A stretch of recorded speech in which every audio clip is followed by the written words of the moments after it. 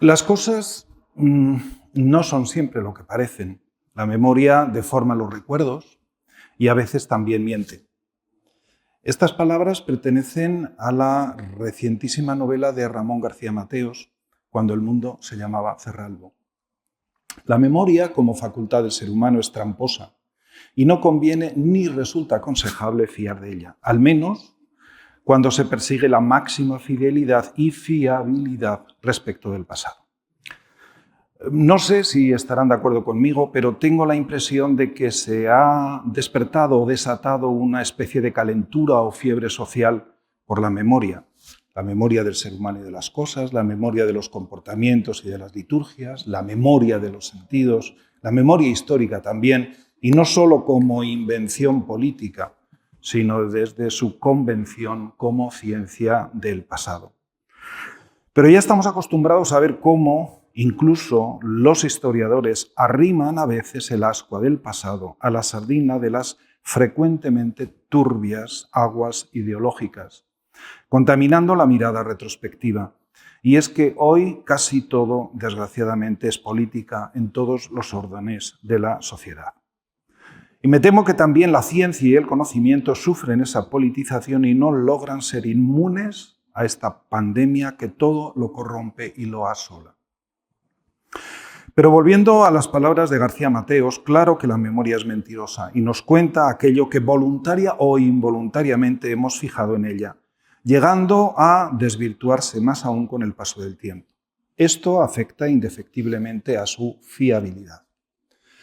¿Acaso por ello hemos convenido en que la construcción del pasado como legado colectivo y propiedad comunal requiere de herramientas fiables, de pilares robustos que sustenten y aseguren la veracidad, si es que la verdad como hecho objetivo es posible? Pero no quiero hacer de esta cita una propuesta reflexiva de ámbito filosófico, sino en todo caso ético, pues hay en la construcción de la memoria compartida una necesidad ética o moral, una honestidad imprescindible en sus arquitectos o ingenieros que vienen a ser esencialmente los historiadores.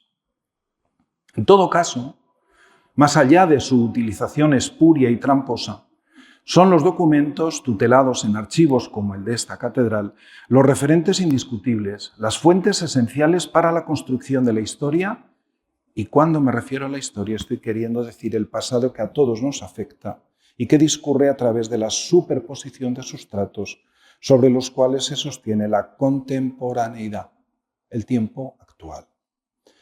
Los archivos documentales están llenos de voces ahogadas, silenciadas, queriendo ser escuchadas para proclamar la verdad, su verdad.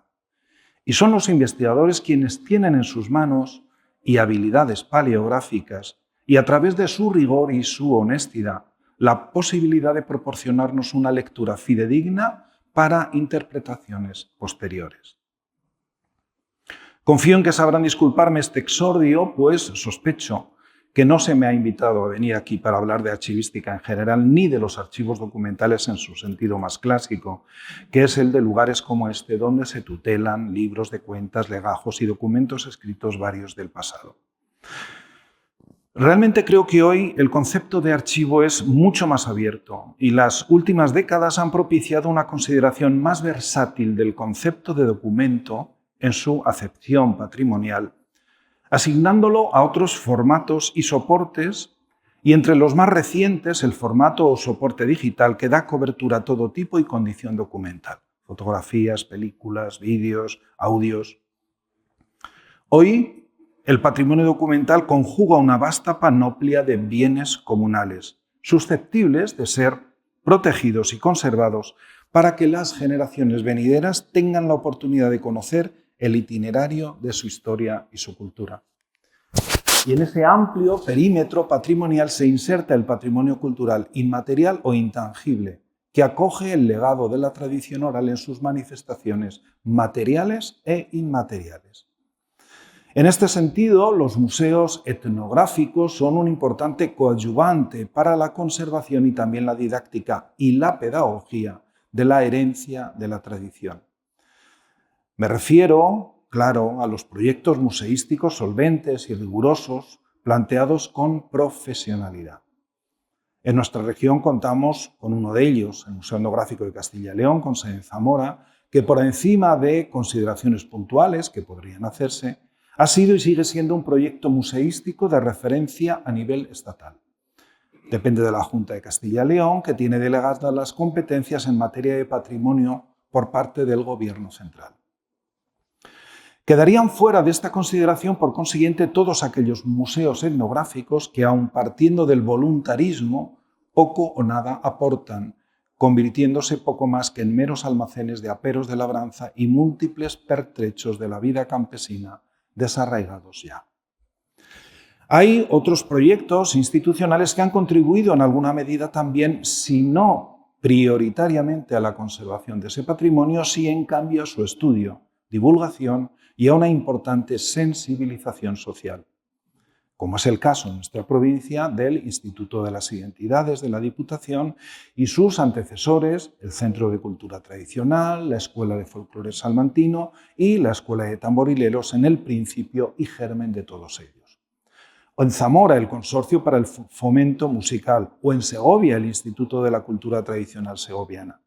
Los hay también que tocan los dos palos, el de la conservación y la museística y el del estudio, como son en nuestra región la Fundación Joaquín Díaz, con sede en Urueña, Valladolid, ejemplar en sus planteamientos, o el Instituto Leones de Cultura, dependiente de la Diputación de León, proyecto mucho más ambicioso que el nuestro y con un apoyo institucional sólido que le permite disponer de los recursos de los que nosotros, por desgracia, no disponemos. Luego existen otras loables iniciativas de carácter personal o privado en las que no entro, pues resulta difícil predecirles un futuro que resulte beneficioso para el común de los ciudadanos, cuestión que no es baladí, pues tratándose de un patrimonio comunal debería garantizarse su permanencia bajo la tutela comunal de las instituciones públicas. Pero más allá de las concreciones más o menos afortunadas, mayor o menormente luminosas o sombrías en torno a la tradición oral y el patrimonio inmaterial, existen algunas consideraciones en torno a este asunto que quisiera compartir con ustedes esta tarde. Se trata de consideraciones en relación con la archivística documental de carácter oral o lo que es lo mismo de los pilares de sustentación de la memoria cuando carece de soporte escrito. La importancia de los archivos orales, esto es, de archivos fidedignos en cuanto a la información que proporcionan las fuentes primarias del patrimonio inmaterial, que son los informantes, resulta hoy indiscutible. Solamente un registro audiovisual íntegro de los testimonios personales en las encuestas de campo permite la extracción completa de múltiples informaciones que trascienden el tema central que enfoca siempre el encuestador. Me explico. Puede afrontar el encuestador un asunto como, por ejemplo, la celebración de las bodas tradicionales, buscando informaciones directas referidas a las mismas, como la víspera de la boda, con sus alboradas, la liturgia completa del día de la boda, la noche de bodas, la tornaboda. Pero en esos detalles no acaba el provecho que proporciona el informante, puesto que su discurso, la narración de los hechos folclóricos, constituye en sí una fuente de información complementaria que a veces supera en interés a la que presumiblemente se persigue como principal. Y así manará, por ejemplo, un caudal de formas específicas del habla, entre ellas múltiples recursos expresivos, como palabras, expresiones idiomáticas o particularidades fonéticas y fonológicas que determinan la personalidad de las hablas salmantinas, por ejemplo, en las sierras, frente al llano o a las arribes. Quiero decir que si castramos los archivos orales en cuanto al esfuerzo que supone el trabajo de campo, tanto para el informante como para el encuestador, privándolo de las diferentes ramificaciones que se derivan del resultado de la encuesta, estaremos malversando su tiempo y el nuestro. Y lo que es peor, sustraemos a quienes podrían beneficiarse del conocimiento y del estudio de los contenidos en toda su plenitud de una parte de la información que probablemente nunca más vuelva a ponerse a tiro. Pero no es, evidentemente, la encuesta de campo y la información oral que proporciona la única fuente que requiere la etnografía para su ejercicio científico pleno, si bien resulta insustituible. También debe contar con otras formas de trabajo de campo, como es la observación directa, que permite descubrir e identificar los restos del naufragio del patrimonio inmaterial. Toda una serie de piezas testigo de valor incalculable, y no me refiero evidentemente a un valor crematístico, para la reconstrucción de las formas de vida tradicionales. La etnografía y el patrimonio inmaterial deben atender también, aparte de estas, a otras fuentes documentales, manuscritas o impresas, conocidas o inéditas, que albergan principalmente los archivos civiles y eclesiásticos o que podemos rastrear en las bibliotecas y en las hemerotecas. A estos templos de la memoria hay que sumar aquellos otros que tutelan cultos como el de la memoria audiovisual, tan en boga, actualmente en manos sobre todo de las filmotecas, la nacional y las regionales. Sin la connivencia de los archivos fotográficos quedaría incompleta cualquier incursión en el pasado y sobre todo cualquier percepción precisa que solo proporciona la mirada humana. ¿Cuántos millones de fotografías aguardan parapetadas tras los muros de filmotecas y fototecas públicas y privadas la mirada escrutadora del etnógrafo?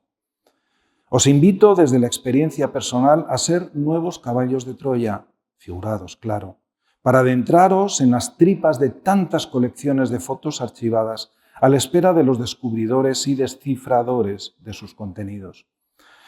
Aunque, como todo trabajo de archivo, requiere una inversión de tiempo importante para unos resultados impredecibles. Pero esta tarde quiero parar mientes en la tradición oral y en los soportes que a mi modo de ver requiere su conservación y estudio.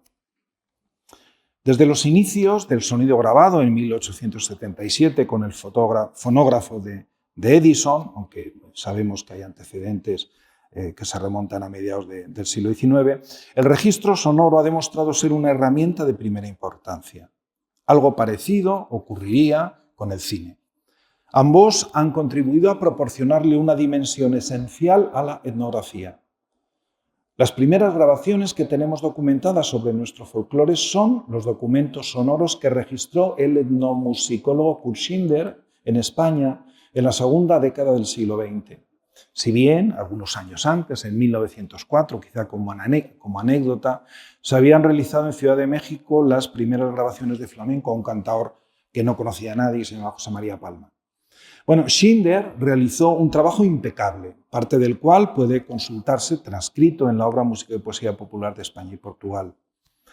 La evolución técnica del registro sonoro, o fonocaptación si lo prefieren, con la aparición de aparatos para la grabación portátil, supuso un paso de gigante para el estudio de la tradición oral. En todo caso, los primeros archivos sonoros registrados relacionados con el patrimonio inmaterial son grabaciones de folclore musical. Así, por ejemplo, la institución Milà i Fontanals del Consejo Superior de Investigaciones Científicas, que está ubicada en Barcelona, cuenta con más de 25.000 melodías copiadas en papel que fueron recogidas entre 1944 y 1960 en toda España por medio de 65 misiones folclóricas. Cuenta también con grabaciones sobre distintos soportes, cilindros de madera, hilo magnético y cinta magnetofónica. Todo ese material y mucho más forma parte del Fondo de Música Tradicional bajo la dirección hoy de Emilio Ros Fábregas.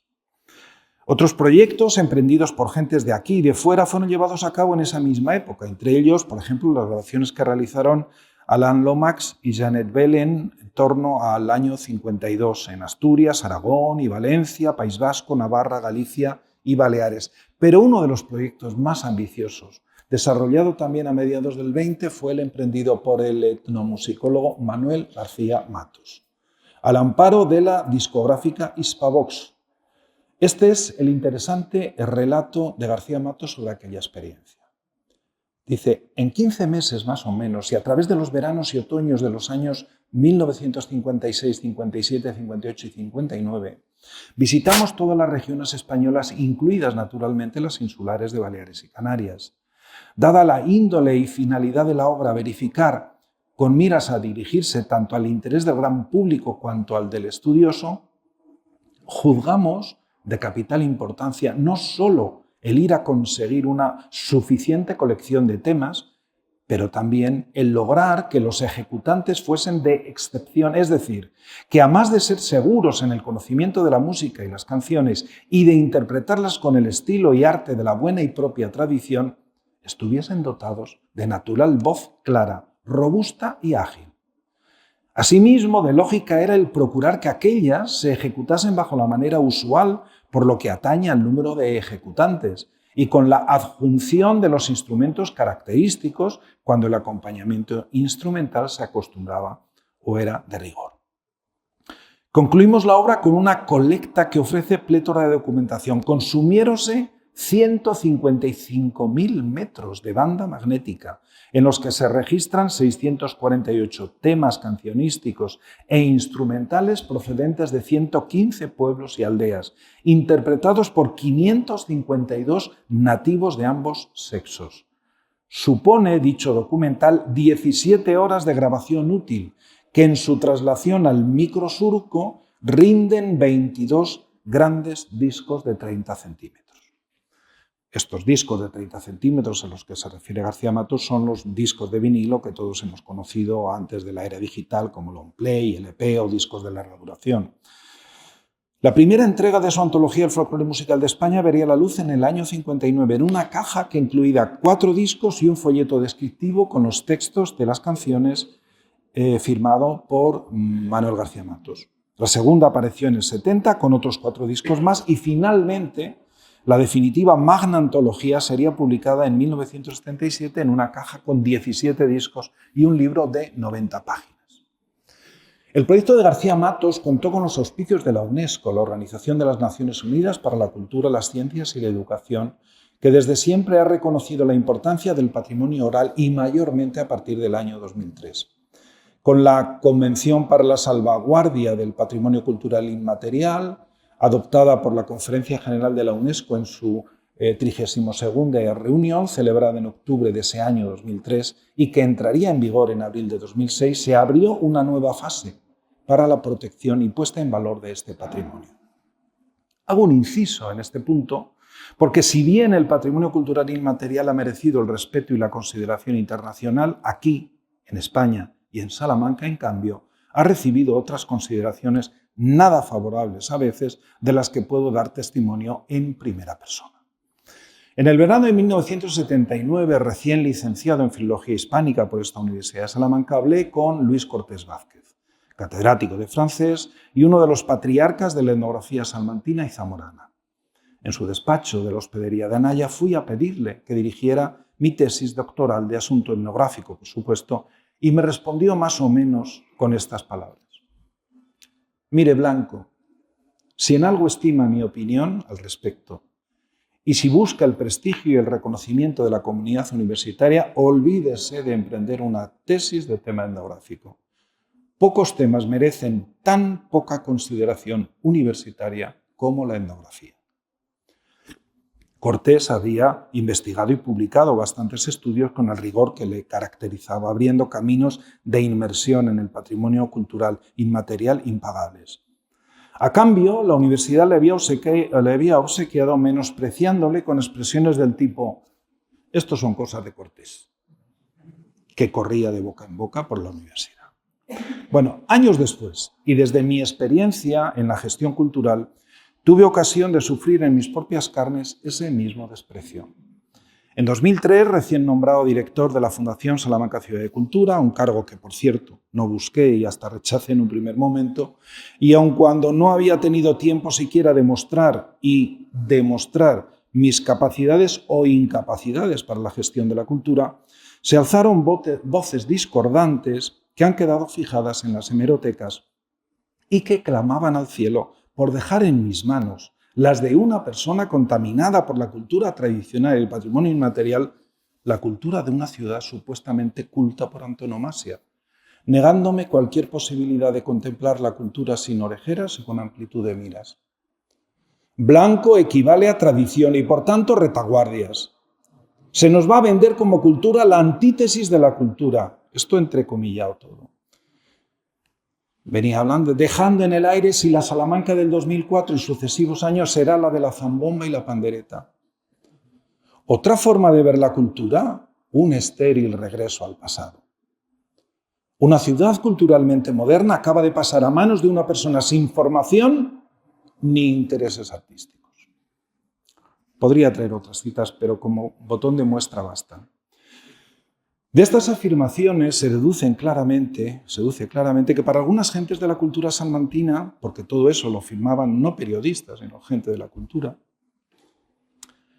para algunas gentes de la cultura salmantina, alguien que había dedicado su vida al estudio del patrimonio inmaterial estaba bajo la sospecha, desde el primer momento, de arramplar con la cultura, vestido de tamborilero, con perdón, y a modo de un neoflautista de Amelín Charro para precipitar Salamanca por el abismo del folclore. Esta es la consideración que el patrimonio cultural inmaterial ha merecido en algunos círculos universitarios y culturales de esta ciudad de cultura llamada Salamanca. Pero no quiero hacer aquí valoraciones en lo personal, sino en el significado profundo y lamentable que trascienden estos comentarios de rechazo y repudio de la cultura tradicional como si fuese una apestada que solo puede contaminar otras formas de cultura mucho más apreciadas. No quiero entrar a considerar incluso que esta posición beligerante contra un supuesto representante de la cultura tradicional fuera en realidad un arma arrojadiza de tipo político contra quienes lo propusieron y apoyaron, que en esta ocasión, y dicho sea de paso, fueron por unanimidad las dos fuerzas políticas del Ayuntamiento de Salamanca.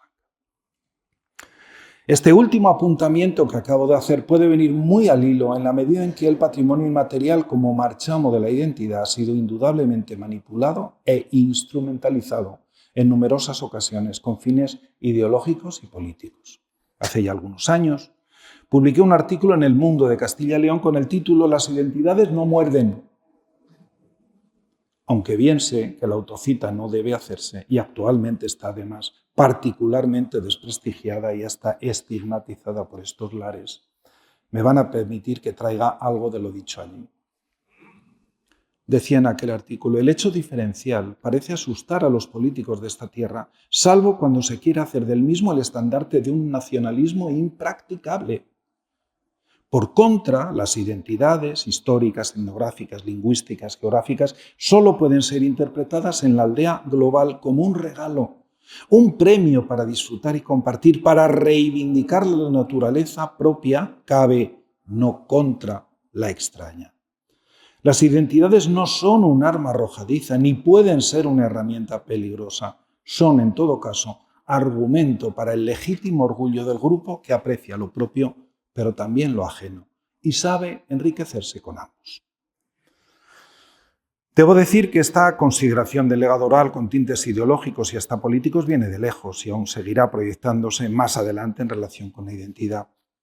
Pero no nos perdamos en digresiones por la intrahistoria personal y local y volvamos al hilo que traíamos en relación con el registro sonoro de una parte importante de ese patrimonio, que es la música tradicional.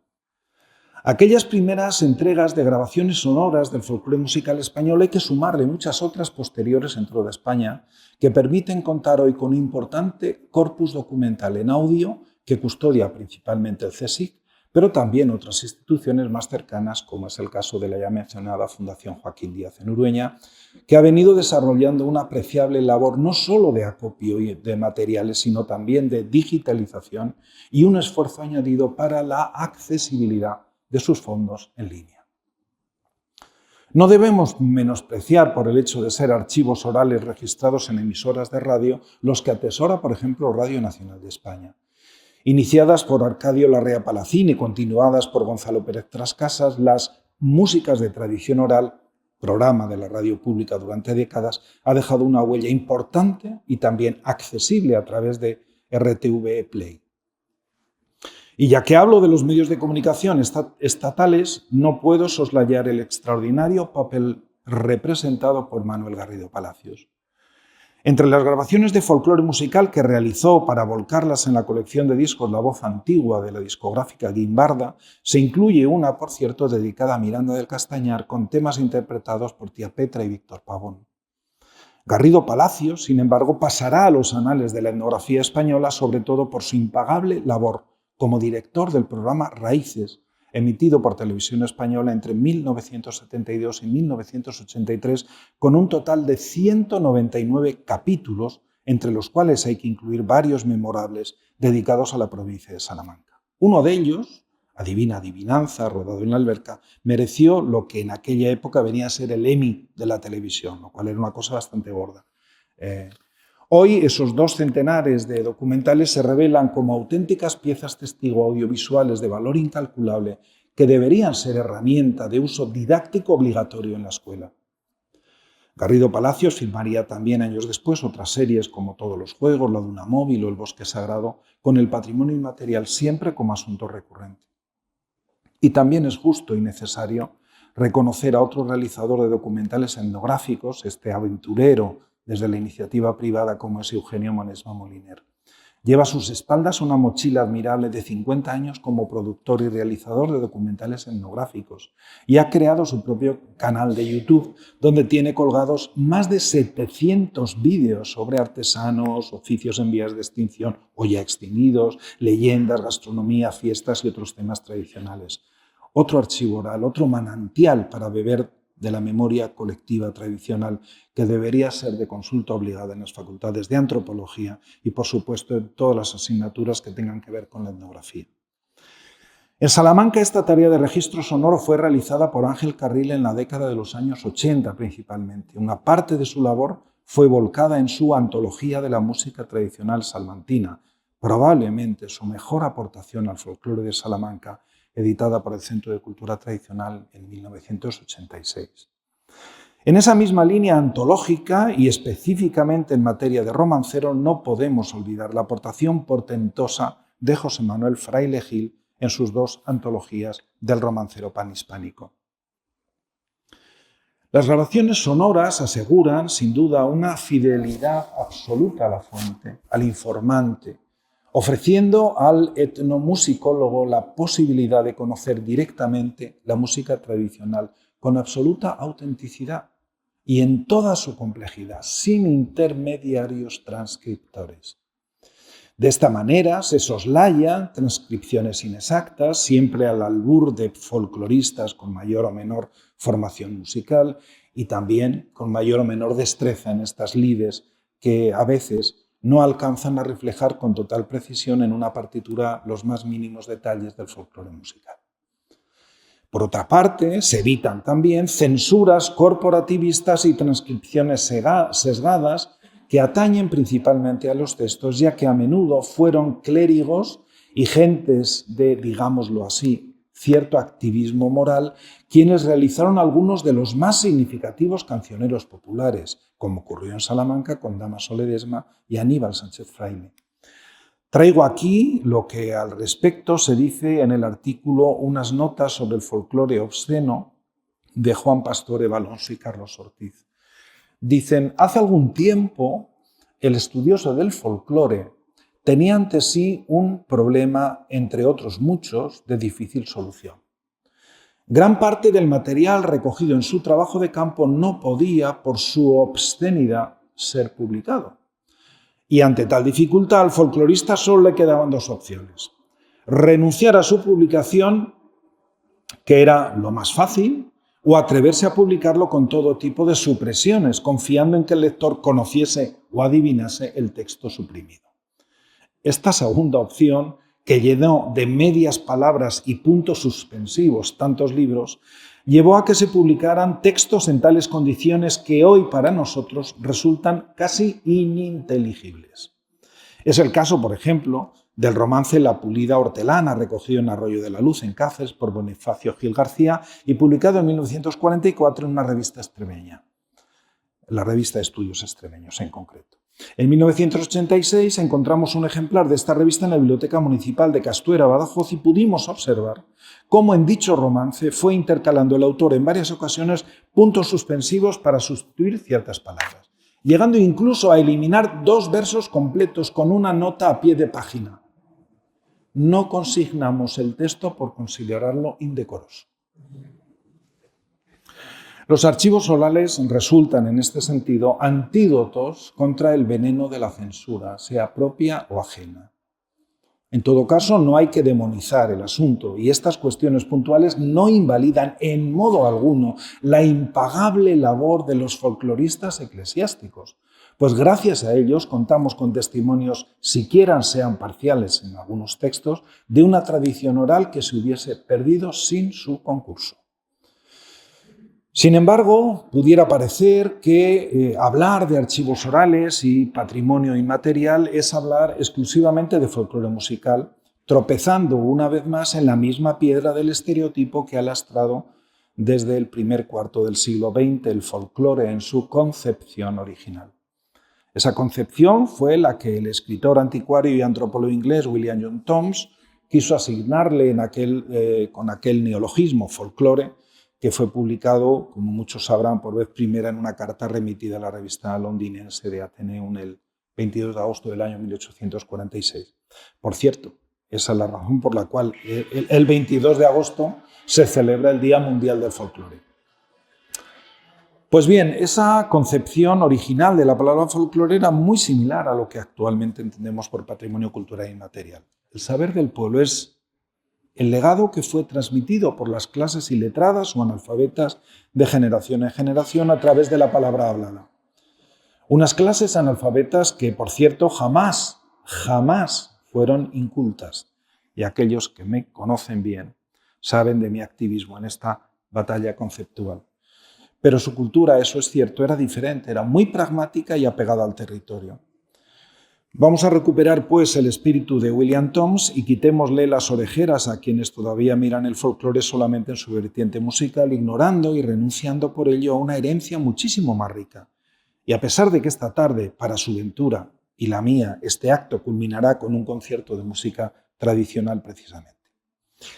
Bueno, es en esa apertura de miras donde los archivos orales pueden y deben ser contemplados como cómplices imprescindibles, aunque realmente ¿cuántos archivos orales vivos nos quedan? ¿Cuántos informantes de interés podemos encontrar hoy? Habremos llegado en muchos casos tarde y ya se sabe, a burro muerto la cebada al rabo. La bondad de los archivos orales trasciende con mucho la utilidad práctica que facilitan específicamente en materia de etnomusicología.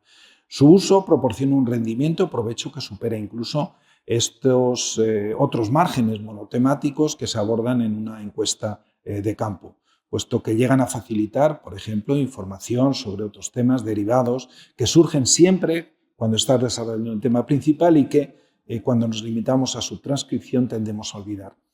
La época que vivimos, en la que el conocimiento es sobrevalorado cuanto más especializado, suele renunciar a los conocimientos que, como en una cesta de cerezas, van tirando los unos de los otros. Y es que el patrimonio inmaterial no puede abordarse como si de compartimentos estancos se tratase, sino como un sistema de vasos comunicantes, de asuntos que están imbricados entre sí.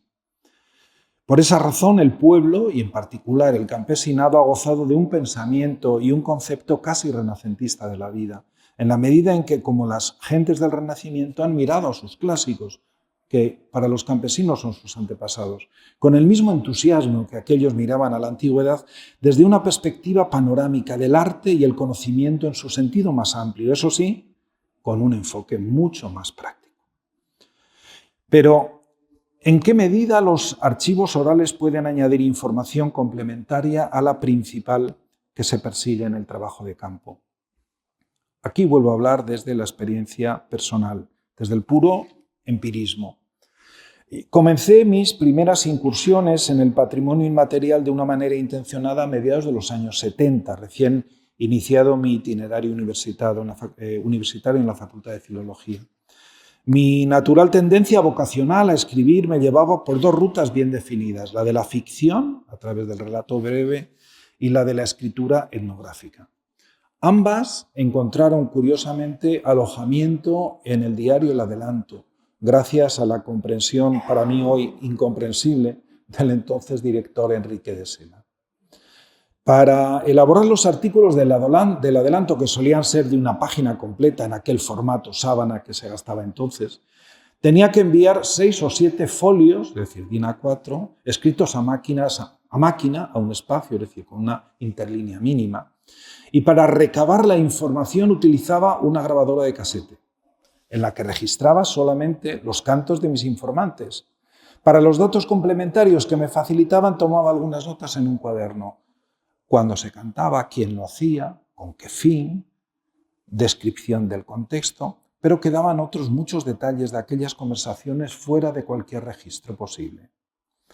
Con el tiempo, y a medida que me inicié sobre todo a la lexicografía, me di cuenta, tarde ya, como no, de que había renunciado de manera inconsciente e irresponsable también a una información preciosa, por ejemplo, para el conocimiento del habla, ya lo mencionaba antes. No solo me refiero a los rasgos fonéticos y fonológicos y sintácticos en el discurso de mis informantes, sino también a esos recursos expresivos que proporciona el vocabulario singular de nuestros pueblos y las expresiones populares que ahora persigo con tanto ahínco. Un crimen execrable, sin duda, para los lingüistas en general y los dialectólogos en particular, y eso que yo nadaba en las aguas favorables de la filología. Es decir, era sensible a las variantes que podían presentarse en materia de cancionero y romancero popular, pero era impermeable a los rasgos comunicativos y otras muchas informaciones paralelas que iban surgiendo. Por consiguiente, los archivos orales planteados de manera íntegra y sin postproducción, como se dice ahora en la jerga de la comunicación audiovisual, es decir, sin manipulación posterior, se convierten en una fuente en permanente flujo. Ahora que tanto se valoran los estudios interdisciplinares, resulta más que nunca aconsejable ese estudio de la etnografía en equipo y en complicidad o connivencia con expertos de distintas áreas del conocimiento según el tema que se aborde. De manera que en una encuesta sobre medicina tradicional, y lo digo yo, que las hice en su momento, por poner un ejemplo, pues sería sin duda muy recomendable la participación no solo de etnógrafos, sino también de médicos, farmacéuticos, lingüistas, que iluminen aquellos rincones del legado tradicional que al etnógrafo le quedan siempre en la penumbra, por no alcanzar los muchos flecos que en una prospección de esta temática quedan siempre colgando. De esta manera, si bien el etnógrafo encontrará acomodo y sentido a la información para diseccionarla en el marco de la vida tradicional, los expertos en salud y farmacopea podrán afinar en cuanto a la concreción de los males y remedios, incluso a un tema muy interesante en el estudio de la medicina popular, como es la etiología de la enfermedad, y que nos explica el por qué ciertos remedios están y por qué la terapéutica se ejerce de esa manera, porque responde a una etiología que escapa de la ciencia. Y yo creo que, bueno, a partir de ahí se podrían, de esa participación de tantos especialistas, atisbarían muchísimos elementos que de otra manera es imposible llegar a ellos. Bueno, y así sucesivamente en todos los enfoques posibles, que son innumerables y que admite la herencia de la tradición por boca de sus albaceas. Pero todo ese flujo de información que surge de la entrevista de campo deberá ser muy bien encauzada. Quiero decir que resulta imprescindible aplicar algunos parámetros que redunden en los mejores resultados.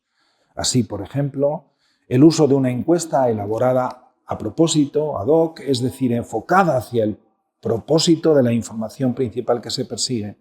Para ello será fundamental la formación previa del encuestador y el conocimiento específico que le permita no solo la elaboración de una encuesta propia, sino también saber derivar otras preguntas al hilo de cómo discurre la conversación y a propósito de las respuestas que van produciéndose. Recuerdo con particular cariño una experiencia de los últimos 5 años de mi vida laboral, llevando a cabo un trabajo en colaboración con diferentes facultades de nuestra universidad y con diferentes estudiantes de diferentes especialidades que participaban de un proyecto que llamábamos Intersecciones de la Memoria y que suponía llevar estudiantes universitarios que en el 95% de los casos no tenían ninguna experiencia personal del mundo rural a pasar un día completo en un pueblo hablando con gente mayor, con campesinos. Buscábamos gente que en lo posible siempre hubieran estado en el pueblo y aquella experiencia resultó fantástica. Pero claro, para llegar a ese diálogo teníamos varias sesiones previas en las cuales les enseñábamos cómo se elaboraba la encuesta, les enseñábamos las técnicas de aplicación de la encuesta porque no siempre es fácil y dependiendo de las diferentes temáticas, pues van surgiendo problemas específicos. Y también eso, el aprender a dejar un poco suelto al informante, de manera que a través de la conversación van surgiendo temas que no estaban previstos y que es conveniente aclarar. Bueno, en relación con el tema de las encuestas, que es tan importante para hacer un trabajo metódico y sistemático, yo creo que sigue resultando ejemplar la encuesta del Ateneo de Madrid de 1901. Varios intentos se han producido posteriormente para implicar a los maestros y a otros docentes, a la escuela en general, en la captación de este tipo de informaciones, como fue el caso de Arcadio de la Rea en nuestro país o de los argentinos Juan Ramos y Pablo Córdoba. En este último caso, además, consiguieron ingentes resultados a través de la encuesta por toda Argentina y esos resultados fueron publicados entre el año 25 y el año 38 en 6 volúmenes que forman el catálogo de la colección de folclore y que es accesible porque está digitalizado, pero es admirable la cantidad de material que hay ahí. Bueno, también será importante, y esta es una condición que resulta particularmente aconsejable cuando se incluye el registro sonoro de la encuesta, y si se quiere además convertir en un documento para el archivo oral, que la encuesta no sea colectiva sino individual. Cuando intervienen en las respuestas más de 2 informantes, el guirigay que puede llegar a producirse hará prácticamente ininteligible y por consiguiente difícilmente aprovechable ese documento oral.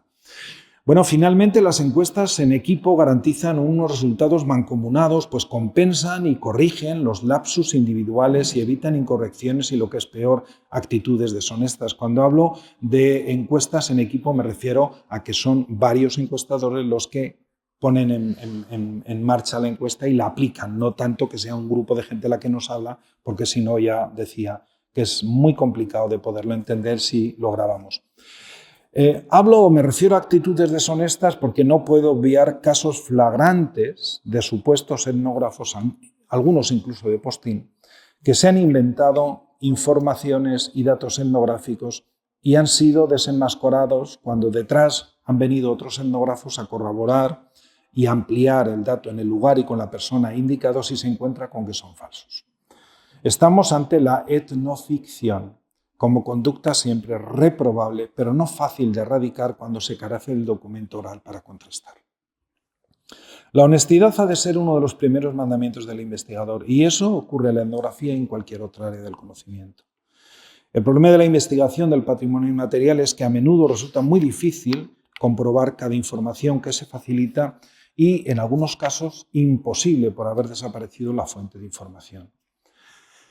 En todo caso, los archivos orales como autoridad de cualquier información facilitada serán siempre garantía de credibilidad. Y es más, de la misma manera que los archivos orales resultan indiscutibles como reflejo de precisión máxima para el folclore musical, también podrían sustituir las transcripciones que los etnógrafos hemos hecho del legado oral, reduciendo considerablemente, creo yo, su valor e interés.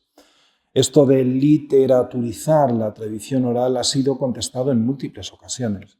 Por ejemplo, traigo aquí las palabras de Martín Dossier, que dice: para algunos sería tiempo de volver a poner en boca esta tradición, petrificada en información, en linearidades sucesivas, sabiamente clasificadas, para evitar, confesémoslo, el tedio que provocan estas antologías, colecciones de leyendas y testimonios lejanos, desangrados o cargados de apartados y explicaciones diversas de una literatura folclórica que se aleja cada vez más y con mayor rapidez de la realidad de las comunidades de donde ha sido transmitida. Pero si sigo por este camino, abocaremos a posiciones fundamentalistas que aborrezco. Solamente quiero añadir ya para terminar que es importantísimo que todos los archivos orales públicos y privados sean accesibles a través de repositorios de gestión pública y no privada para evitar tentaciones restrictivas. Y desde aquí animo a todos aquellos recopiladores, profesionales o aficionados, que cuenten con grabaciones de campo inéditas, que sean generosos, que no se comporten como aquellos archiveros de antaño que se guardaban y restringían el acceso a muchos documentos con un sentido de la propiedad tremendamente egoísta. El legado oral sean unos u otros los que hayan dado el paso de registrar en algún momento, es patrimonio comunal y en tal sentido debe quedar a disposición del común para su conocimiento y su estudio. En todo caso, creo firmemente que el mejor archivo oral, el de mayor provecho personal, será siempre el que, alojado en la memoria de los individuos, sea compartido por sus propietarios a través de la comunicación verbal, de la charla con los suyos, porque en ese archivo oral compartido se halla la intrahistoria familiar, las historias de vida de los nuestros, en los cuales encontraremos pistas para conocernos mejor y descifrar la memoria personal, familiar y colectiva. En fin, yo creo que han demostrado ustedes suficientemente una paciencia infinita escuchándome esta tarde y merecen que los archivos orales se encarnen y habiten entre nosotros en el último tramo de esta cita vespertina. Y a buen seguro que les va a compensar la espera con el placer de escuchar a Raúl Benito Calzada. Muchas gracias al Archivo de la Catedral de Salamanca y a sus responsables por esta invitación, que me ha permitido disfrutar la experiencia en esta capilla de Santa Catalina junto a todos ustedes, de saber lo que es entrar y no salir por la puerta de los carros. Muchas gracias. Muchas gracias.